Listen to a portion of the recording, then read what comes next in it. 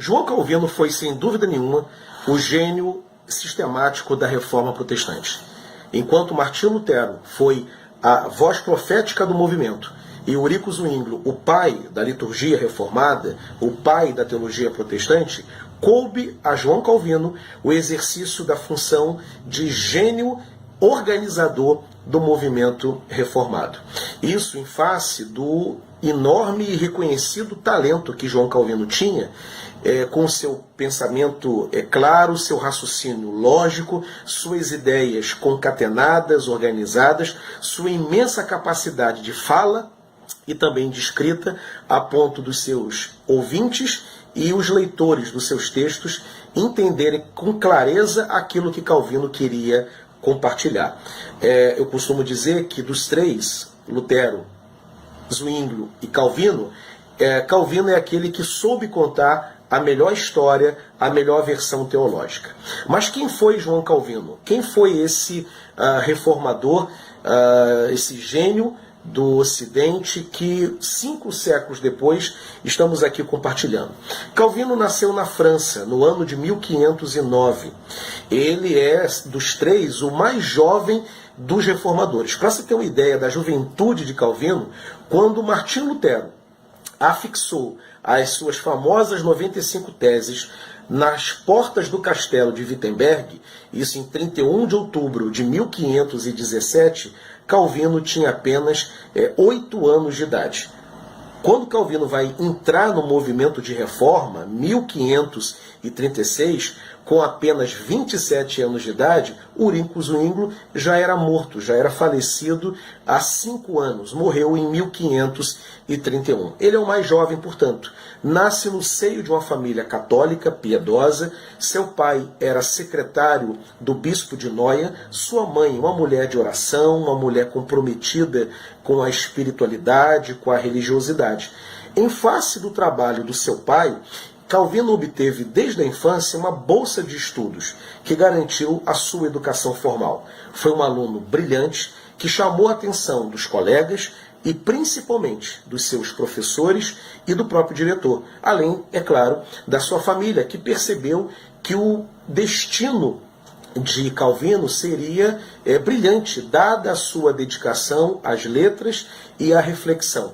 Na fase adulta, Calvino ele escreve um comentário sobre Sêneca. E, para surpresa dele próprio, foi um fracasso total de vendas. O estilo erudito, notável, já estava ali naquela primeira obra que não agradou por algumas razões. Apesar disso, essa era a carreira que Calvino queria se dedicar. Ele queria ser um escritor. E é justamente essa sua relação com a escrita que vai lançar, ainda que contrariado, João Calvino para dentro do movimento reformador. Ele estava a caminho de Estrasburgo, na França, para poder descansar, ele queria encontrar um lugar sossegado, porque ele gostaria de poder produzir, de poder escrever a sua segunda obra. Era o mais novo projeto literário com que ele estava envolvido. Mas uma confusão, um tumulto na estrada levou Calvino a desistir de seguir viagem e ele muda o seu destino para Genebra, com um único objetivo. Ele queria pernoitar, descansar e no dia seguinte, logo cedo, retomar a estrada e seguir viagem até Estrasburgo. Só que algumas pessoas em Genebra já tinham ouvido falar de Calvino e quando descobrem que ele está dentro da cidade, levam essa informação para uma autoridade da época chamada Guilherme Farel. Guilherme Farel, então, vai ao encontro de Calvino, descobre o local em que ele está e faz o apelo para que ele assuma o movimento reformador na cidade de Genebra. Calvino não quer, porque ele quer seguir viagem para poder escrever.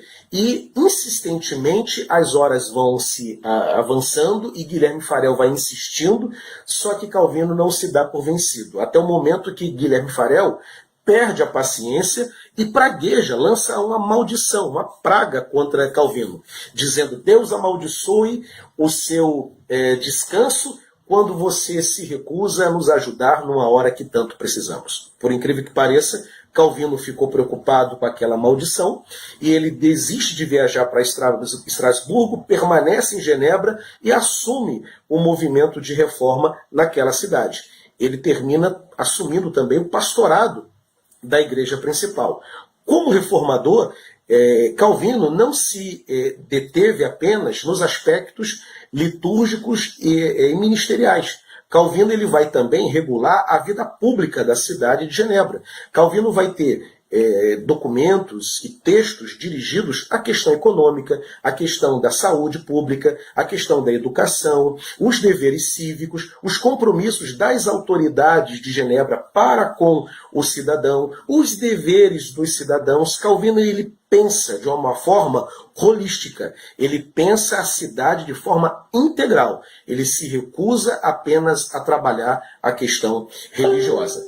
Embora Calvino tivesse muitos elogios e muita gente concordando com o seu trabalho, mas cresceram também os críticos dentro da cidade, porque o rigor, a austeridade com que Calvino trabalhava levou muitos a ficarem descontentes, a ponto de Calvino ser expulso da cidade no ano de 1538.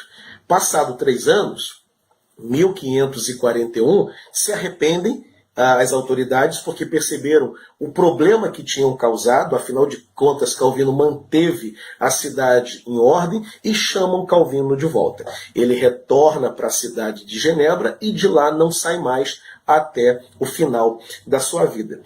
A reforma protestante deve a João Calvino a internacionalização do movimento, porque foi justamente o calvinismo que os puritanos descobriram e levaram para a Inglaterra, assim como os holandeses levaram para o seu país e, consequentemente, os escoceses também levaram para a sua nação. E a reforma deixou de ser um movimento apenas da Alemanha e de Zurique, na Suíça, e passou a ser um movimento amplo, onde outros países europeus também aderiram. E o que dá consistência e transforma a reforma no movimento internacional é justamente o trabalho de João Calvino, especialmente sintetizado na sua principal obra escrita, que foi As Institutas da Religião Cristã, que se transforma numa espécie de referência teórica do movimento da teologia reformada, da teologia protestante. Antes das Institutas,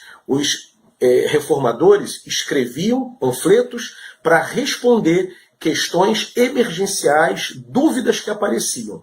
Quando Calvino escreve as Institutas, ele oferece à reforma protestante uma sólida reflexão e as bases principais para que o movimento pudesse progredir em todos os cantos, em diversas gerações futuras, e por isso nós estamos aqui 5 séculos depois falando de Calvino. Um grande abraço para vocês.